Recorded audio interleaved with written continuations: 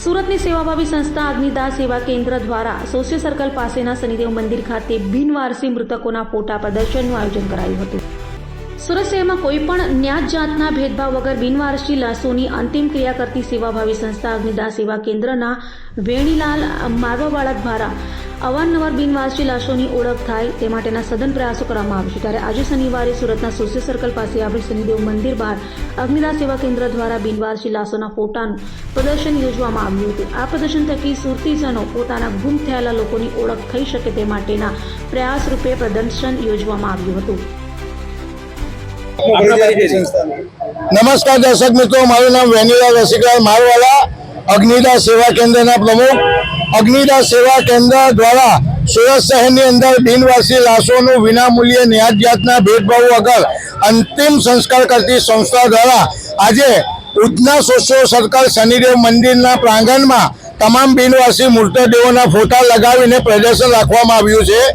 आ प्रदर्शन लगावવાનો हेतु ए छे के जे लोकोना स्वजनो गुम थई गया छे ए लोकोनी तपास करता एमने मळी आवेल ना होय अने ए लोकोनो जे रुडन एनो लोकोना स्वजनोनो ने मळे आवेला ने कल्पना सांभळीने अमने पण एम थाय छे के भाई आ लोको केटला मानसिक रीते तनाव थता हशे। तो एने ध्यानमां लईने अमारी पासे जे फोटानो संग्रह छे तो आज 1060 फोटानुं प्रदर्शन उधना सोशल सर्कल शनिदेव मंदिर प्रांगण में लगाववामां आव्युं छे।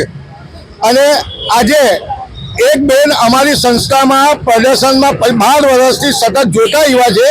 एमने आजे एमना धनीनी ओळख थई, आजे एमने सफलता मळीने एमने आजे आनंद थयो अने ररीने एमने जे मंतव्य ने जे व्यक्त कर्युं छे। बेन जगदीशभाई बागड़ी, क्યાં રહેવાનું છે? भटार आचार्यनगर रोड, भारतीय सोसायटी ની સામે તડકેશ્વર 2। બેન આજે કઈ જગ્યા પર છો? હું છું અહીંયા કેમ્પ લાગેલું છે ફોટાનો ને શનિદેવના મંદિર પર છું અંબાનગર।